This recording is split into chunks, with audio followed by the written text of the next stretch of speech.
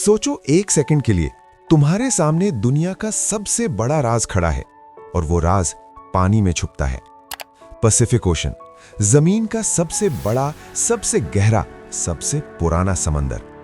इतना बड़ा कि अगर आप पूरी दुनिया की जमीन उठा के उसमें डालो तो भी जगह बचेगी। और दूसरी तरफ अटलांटिक ओशन, वो भी कुछ कम नहीं। वो समंदर जिसने क्रिस्टोफर कोलंबस को अमेरिका तक पहुंचा दिया, जिसने टाइटैनिक को निगल लिया, जिसने वर्ल्ड वॉर का रुख बदल दिया। ये दो जायंट्स एक दूसरे के बिल्कुल पास हैं। केप हॉर्न के पास, साउथ अमेरिका के नीचे, वो एक दूसरे से टकराते हैं। और यहां कुछ ऐसा होता है जो साइंस की टेक्स्ट बुक्स में भी एक बार में समझ नहीं आता। ये दो समंदर मिलते नहीं, बिल्कुल नहीं मिलते। एक दो सालों की बात नहीं, एक दो सदियों की नहीं, बिलियंस ऑफ ईयर्स से ये दो महासमुद्र एक दूसरे के साथ रहते हैं, फिर भी अलग रहते हैं। जैसे एक ही बिल्डिंग में रहने वाले दो लोग जो कभी एक दूसरे से बात नहीं करते। क्यों? क्या उन्हें किसी ने रोक रखा है? क्या कुदरत ने कोई दीवार खींच दी है? क्या कोई इनविजिबल फोर्स है जो इन दोनों को अलग रखती है? दोस्तों, आज हम उसी इनविजिबल दीवार की कहानी सुनाएंगे। एक ऐसी कहानी जो साइंस, ज्योग्राफी और नेचर के वंडर को एक साथ खोलता है। तो बैठे रहो, क्योंकि ये सफर शुरू होने वाला है और यकीन मानो, ये सफर आपकी सोच बदल देगा। वेलकम बैक, मैं हूं आपका होस्ट और आज हम घुसते हैं दुनिया के सबसे मजेदार साइंटिफिक मिस्ट्री में। चलो चलते हैं। पैसिफिक ओशन सिर्फ एक समंदर नहीं, ये एक पूरा दुनिया है अपने आप में। ये अर्थ की टोटल सरफेस का लगभग 46% कवर करता है। सोचो, सिर्फ एक समंदर और पूरी अर्थ का ऑलमोस्ट आधा हिस्सा। इसकी एवरेज डेप्थ लगभग 4000 मीटर है और सबसे गहरा पॉइंट मारियाना ट्रेंच तो 11000 मीटर से भी ज्यादा है। माउंट एवरेस्ट को इसमें डालो तो वो भी डूब जाए और ऊपर से 2 किलोमीटर और पानी होगा। अटलांटिक दूसरा नंबर पे आता है। पैसिफिक से छोटा, लेकिन छोटा सिर्फ कंपैरेटिव है।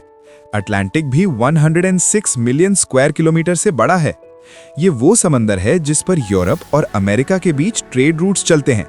कोलंबस यहां से गया, टाइटैनिक यहां डूबा और नेटो की नेवल स्ट्रैटेजी भी यहां के पास घूमती है। अब एक सेकंड रुको, क्या तुम्हारे मन में ये सवाल नहीं आया कि भाई दो समंदर हैं, दोनों में पानी है, दोनों अर्थ के हिस्से हैं, तो ये अलग कैसे होते हैं? पानी तो पानी होता है ना, एक बकेट में डालो तो मिक्स हो जाता है।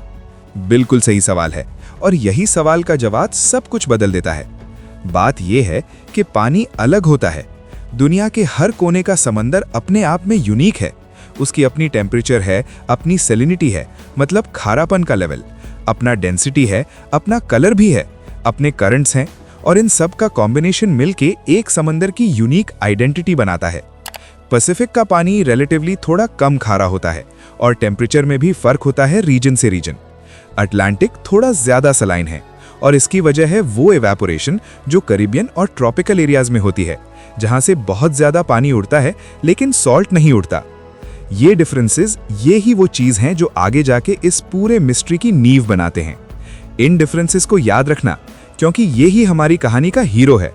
और कहानी का विलन वो है एक जगह, केप हॉर्न, साउथ अमेरिका का वो टिप जहां दोनों ओशंस मिलने की कोशिश करते हैं। अब आते हैं असली साइंस पर, और यहां मैं प्रॉमिस करता हूं ये बोरिंग नहीं होगा, क्योंकि ये साइंस बेसिकली एक मैजिक ट्रिक जैसी है। एक मैजिक ट्रिक जो कुदरत करने 1900 सदियों से कर रही है। सबसे पहले बात करते हैं डेंसिटी की। डेंसिटी का मतलब है कितना भारी है एक चीज। जब पानी में ज्यादा नमक घुला होता है तो वो पानी भारी हो जाता है, उसकी डेंसिटी बढ़ जाती है। अब सोचो, अगर एक भारी चीज और एक हल्की चीज को साथ में रख दो तो क्या होगा? भारी चीज नीचे जाएगी, हल्की ऊपर रहेगी। यही अटलांटिक और पैसिफिक के साथ होता है। अटलांटिक का पानी ज्यादा सलाइन है, ज्यादा भारी, पैसिफिक का पानी थोड़ा हल्का। जब ये दोनों मिलने की कोशिश करते हैं तो हैवी अटलांटिक वाटर नीचे सेटल करने लगता है और लाइटर पैसिफिक वाटर ऊपर रहता है। वो मिक्स नहीं होते, वो एक दूसरे के ऊपर लेयर कर लेते हैं। मतलब सोचो, ये एग्जैक्टली वही है जो होता है जब तुम तेल और पानी को एक ग्लास में डालो। मिक्स करो जितना करो, कुछ सेकंड्स बाद वो फिर अलग हो जाते हैं। नेचर के लॉज कुछ चीजें मिक्स नहीं होने देते, और ओशंस के केस में नेचर के लॉज बहुत स्ट्रांग हैं। दूसरा कॉन्सेप्ट है हैलोक्लाइन। ये एक साइंटिफिक टर्म है एक ऐसी बाउंड्री के लिए जहां सैलिनिटी अचानक चेंज होती है। जहां दो अलग सैलिनिटी के पानी मिलते हैं वहां एक इनविजिबल वॉल बन जाती है। डाइवर्स जो डीप में जाते हैं वो एक्चुअली ये वॉल फील कर सकते हैं। पानी का टेक्सचर अलग लगता है, विजिबिलिटी अलग होती है और कभी-कभी कैमरा में वो बाउंड्री दिखती भी है। ठीक है, अब टेम्परेचर। पैसिफिक और अटलांटिक की टेम्परेचर्स काफ़ी डिफरेंट हैं स्पेसिफिक रीजन्स में, स्पेशली जहां वो मिलते हैं। टेम्परेचर डिफरेंस भी डेंसिटी को अफेक्ट करता है। ठंडा पानी भारी होता है, वार्म पानी हल्का। तो यहाँ टेम्परेचर और सैलिनिटी दोनों मिलके एक कॉम्बिनेशन क्रिएट करते हैं जो मिक्सिंग को ऑलमोस्ट इम्पॉसिबल बना देता है। तीसरा एलिमेंट है करंट्स। दोनों ओशंस के अपने जायंट सर्कुलर करंट सिस्टम्स हैं जिसे हम गायर्स कहते हैं। पैसिफिक में नॉर्थ पैसिफिक गायर है, अटलांटिक में नॉर्थ अटलांटिक गायर। ये गायर्स अपने पानी को अपने ही लूप में रोटेट करते रहते हैं। जैसे दो अलग हाईवेज जिसके बीच में डिवाइडर हो, ट्रैफिक एक से दूसरी लेन में नहीं जाता। और इन सब के ऊपर फिजिकल ज्योग्राफी। केप हॉर्न के पास जहां दोनों ओशंस कॉन्फ्रंटेशन लेते हैं, वहां की विंड्स, वहां की वेव पैटर्न्स, वहां का प्रेशर, सब कुछ एक ऐसी टर्बुलेंट जोन बनाते हैं जो मिक्सिंग के बजाय सेपरेशन मेंटेन करता है। ये combination density plus salinity plus temperature plus currents plus geography मिलके एक ऐसी नेचुरल बैरियर बनाती है जो किसी भी मैन मेड वॉल से ज्यादा इफेक्टिव है। अब बात करते हैं उस फोटो की। आप में से बहुत लोगों ने ये देखी होगी, इंटरनेट पर वायरल एक फोटो जिसमें एक समंदर का ब्लू पानी और दूसरे का ग्रीन पानी एक दूसरे से बिल्कुल अलग दिख रहा है। बीच में एक क्लियर लाइन है जैसे किसी ने रूलर से खींची हो। लोग कमेंट करते हैं, सुभान अल्लाह, देखो कुदरत का करिश्मा। कोई कहता है पैसिफिक और अटलांटिक की रियल बाउंड्री, कोई कहता है ये फोटोशॉप है, कोई कहता है ये मिरेकल है। दोस्तों, मैं तुम्हें बताता हूं, ये फोटो असली है, लेकिन ये पैसिफिक और अटलांटिक का बाउंड्री नहीं है। ये एक्चुअली अलास्का के पास गल्फ ऑफ अलास्का का एरिया है, जहां फ्रेजर रिवर से आने वाला fresh water glacier run of और सॉल्ट वाटर मिलते हैं। और वहां भी यही फिनोमिनन होता है। डेंसिटी डिफरेंस की वजह से दोनों पानी टेम्पररीली अलग दिखते हैं। तो फोटो रियल है, कैप्शन गलत है, लेकिन अंडरलाइंग साइंस वो बिल्कुल सही है। और ये होता है दुनिया में कई जगह, जहां भी दो अलग डेंसिटी के बॉडीज ऑफ वाटर मिलते हैं, चाहे वो रिवर्स और ओशंस हों, चाहे फ्रेश और सॉल्ट वाटर हों, वहां ये टेम्पररी बाउंड्रीज दिखती हैं। कुछ ज़्यादा प्रोनाउंस्ड होती हैं, कुछ कम। लेकिन अटलांटिक और पैसिफिक का केस स्लाइटली अलग है। वो बाउंड्रीज परमानेंट नेचर में है, वो सालों नहीं मिलेनिया से हैं, और उनका स्केल दुनिया में किसी भी चीज़ से कंपेयर नहीं होता। अब यहाँ एक सवाल आता है, क्या ये हमेशा ऐसा ही रहेगा? क्या ये दोनों हमेशा अलग ही रहेंगे, या कोई पॉइंट आएगा जब ये एक्चुअली मिक्स हो जाए? ये सवाल का जवाब थोड़ा डरा देने वाला है। दोस्तों, अब हम एक ऐसी बात पर आते हैं जो सिर्फ फैसिनेटिंग नहीं है, ये अर्जेंट भी है। हम जानते हैं कि ये दो ओशंस डेंसिटी डिफरेंस की वजह से अलग हैं, सैलिनिटी अलग है, टेम्परेचर अलग है। लेकिन आप सोचो, क्या हो रहा है दुनिया में? Climate change, global warming, glaciers पिघल रहे हैं।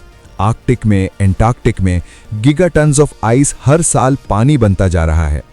ये फ्रेश वाटर जो बहुत कम सलाइन होता है, मतलब काफ़ी हल्का, ये सीधा ओशंस में जा रहा है। और क्या करता है ये ओशंस की सैलिनिटी और डेंसिटी को डिसरप्ट कर रहा है। साइंटिस्ट ने ऑब्जर्व किया है कि नॉर्थ अटलांटिक में एक मेजर करंट सिस्टम है, AMOC, यानी अटलांटिक मेरिडियोनल ओवरटर्निंग सर्कुलेशन, वो वीकन हो रही है। ये करंट सिस्टम यूरोप को वार्म रखता है, वेदर पैटर्न्स रेगुलेट करता है और ओशंस की लेयरिंग मेंटेन करता है।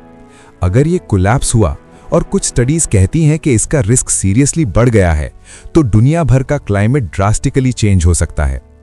मतलब ये दो ओशंस जो सदियों से अलग रहे, उनकी सेपरेशन ही एक डेलिकेट बैलेंस पर टिकी है, और हम इंसान उस बैलेंस को तोड़ने की तरफ बढ़ रहे हैं। क्या होगा अगर ये बैरियर्स वीक पड़े? अगर मिक्सिंग ज्यादा हो जाए तो फिश स्पीशीज जिन्हें एक स्पेसिफिक सैलिनिटी चाहिए, वो सर्वाइव नहीं कर पाएंगी। मरीन इकोसिस्टम्स जो लाखों सालों से एक पर्टिकुलर एनवायरनमेंट में इवॉल्व हुए हैं, वो कोलैप्स हो सकती हैं। फूड चेन्स टूट सकती हैं, फिशिंग इंडस्ट्रीज तबाह हो सकती हैं, और ultimately human food security, coastal populations, global weather, सब अफेक्ट होगा। ये सिर्फ दो समंदर की कहानी नहीं है, ये हमारी अपनी कहानी है। सोचो कितना आयरॉनिक है, हम पूछ रहे थे कि ये दो ओशंस क्यों नहीं मिलते, और जवाब है इन्हें नहीं मिलना चाहिए। उनका अलग रहना ही इस प्लैनेट की लाइफ का एक पिलर है, और वो पिलर अभी खतरे में है।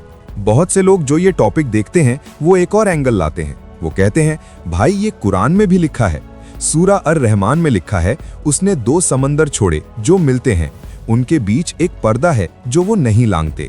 और कुछ लोग इस आयत को इस फेनोमेनन से कनेक्ट करते हैं।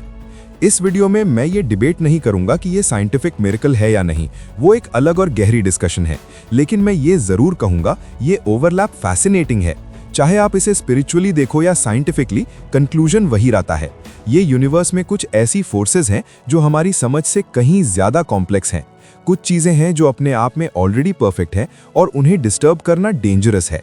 साइंस ये कहती है क्योंकि डेटा ये कहता है, रिलीजन ये कहती है क्योंकि स्क्रिप्चर ये कहता है, और मैं कहता हूं दोनों मिलके एक मैसेज दे रहे हैं, इस प्लैनेट की नेचुरल ऑर्डर का रिस्पेक्ट करो। तो दोस्तों, हम आज एक बहुत बड़ी कहानी से गुजरे। हमने देखा कि पैसिफिक और अटलांटिक, ये 2 जायंट्स एक दूसरे से मिलते क्यों नहीं।